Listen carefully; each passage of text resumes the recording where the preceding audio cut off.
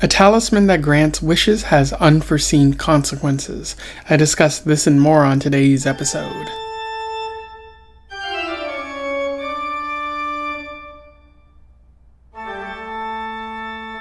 Welcome back to Around the Weird, a booktube channel where I talk about all the unusual and out of the ordinary literature that I have found in my travels. Today it is Short Story Tuesday, and it is also still the month of October, the final Short Story Tuesday that falls in October. And I want to talk about a spooky short story that I've found.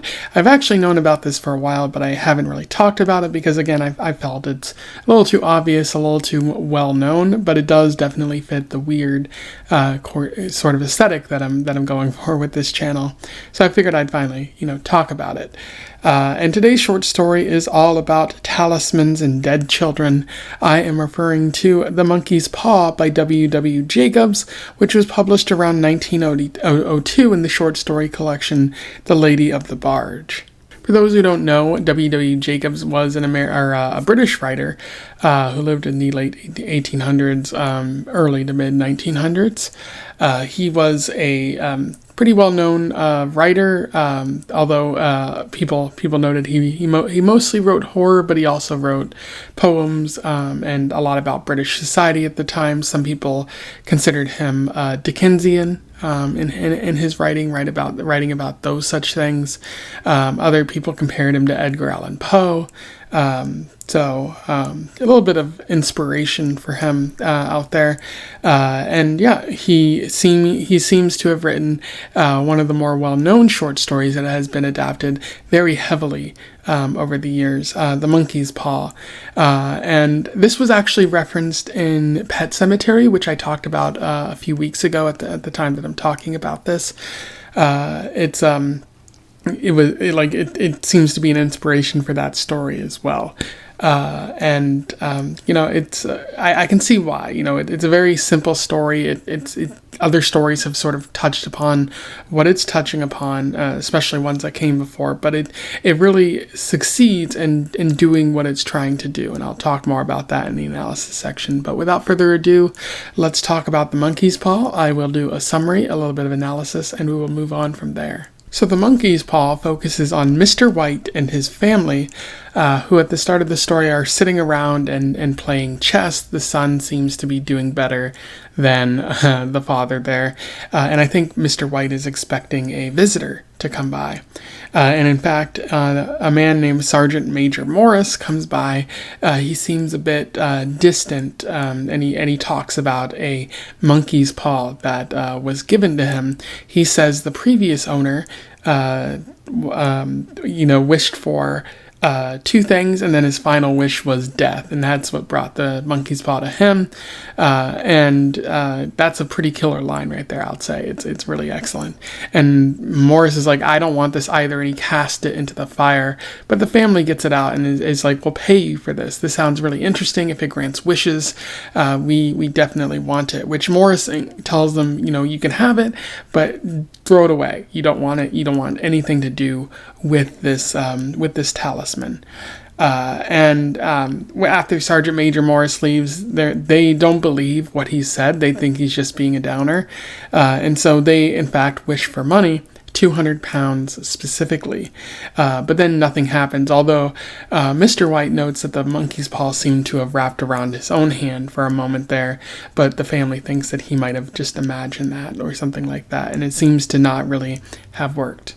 And then Herbert goes off to work, and a short while later, a mysterious man arrives at the door, says he's from the company where Herbert works, and says that he unfortunately died. And the company holds no liability, but they're willing to give the family 200 pounds in an effort to make things good, which definitely wouldn't have made things good, but that's the 200 pounds that they had wished for. Mr. and Mrs. White are extremely sad about what had just happened, and they forget about the monkey's paw for the time being. They have a funeral, but Mrs. White is still inconsolable and pushes Mr. White to find the monkey's paw and then wish for their son to come back, because they can wish for anything. They in fact do that, and then again nothing happens, and they just sit in silence. And then Mr. White goes downstairs and somebody knocks at the door. He runs upstairs to sort of like pretend like nothing's happening, but his wife notes, it took some time because the son was still at the funeral. Or still at the graveyard. And so now he's knocking on the door, and she's like, we gotta go open the door for our son. And Mr. White is, he's like, you don't know what's at that door. We should not be opening that door. And she keeps trying to do it, but she can't reach the high latches, the locks on the door. And he, she's asking him for help. And finally he goes and grabs the monkey's paw and desperately wishes that his son would go away. And in fact, that is what seems to occur there. And when they open the door, there's nothing there. And that's where the story ends there. In terms of analysis, there's a little bit worth talking about with this short story. It very much made me think of Pet Sematary, even though this story came before. Reading these stories in close proximity to one another, you really get an understanding for how similar they are and what Stephen King was really trying to do with his story, and sort of elaborating on that idea and showing the awful implications of somebody who's trying to play God. But in this story, it really focuses on the idea of the devil's bargain. The paw gives you things. You are allowed to make wishes and you get things, but it also takes. It comes at an unforeseen cost. There are unforeseen consequences. There's an interesting part where the Sergeant Major Morris is saying that the monkey's paw was created by a holy man who showed that we are all on a path of fate, and if you try to interfere with that fate, devastating things could happen, which is a very interesting line of thinking. Suggests that we don't have free will, like people who have tried to interfere with their own fate in the form of making these wishes have been harmed in some way. The guy who had it before Sergeant Major Morris ended up killing himself, and Sergeant Major Morris is just downtrodden, suggesting that he made a wish and things went very wrong for him. It's not specifically said, but we can kind of assume there. And then we see what happens when Mr. White makes the wish and how his son suffers as a result. There are warnings at play even before Mr. White gets the monkey's paw. He has an opportunity to stop, reconsider his actions, and not be affected by this great evil, but he is greedy, his family is greedy, and they try to make this wish. And so they wish for money, and the money comes to them at the expense of their son. The devil's bargain, the trade-off there. Now, there is a question about what happens at the end of the story. They wish for their son to come back, and something has come back and is knocking on the door. But the reader is left to wonder, what were the consequences of the second wish? Did a demon come back instead? Is this a ghost? Is this a evil sort of revenant that is going to kill the family or something like that? Or is it just the son? And if it's just the son, what does that mean for the afterlife? What does that mean for God? What does that mean for the concept of death?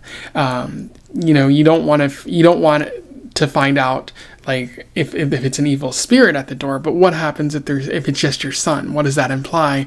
It's an even greater horror, I would say. And the greatest horror here for the reader is sometimes not knowing. I think that's what Jacobs is trying to do, is to get you to wonder and leave you to fill in the blanks and feel a little unsure and unhappy about what all of this could imply. Jacobs was compared to, Dickens as well as Edgar Allan Poe in his stories, and I do think there are Gothic elements in this story as well. the candlelit areas and children returning from the dead and people being caught in machinery. Very, very much elements of what you might find in Poe or Dickens stories. I think that adds to the overall horror of everything. And then I do think the ending of the story is really well written. It's very tense.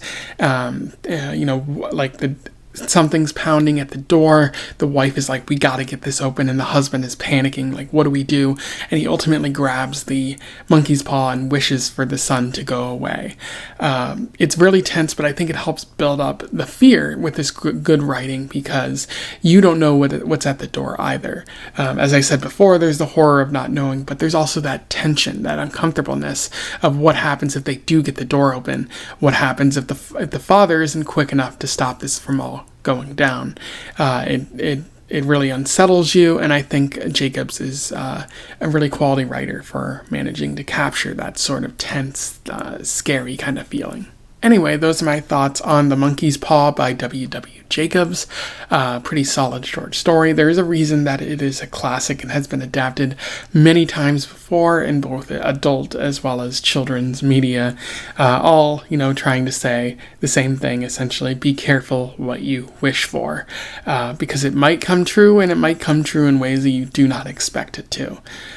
So I definitely recommend this. I'll put a link to it in the description, so let me know what your thoughts are in the comments below. Otherwise, don't forget to like, share, and subscribe so that more people can find out about The Monkey's Paw or this author if they don't already know. And until then, I wish you the best of luck in your weird and being careful what you wish for travels. Farewell.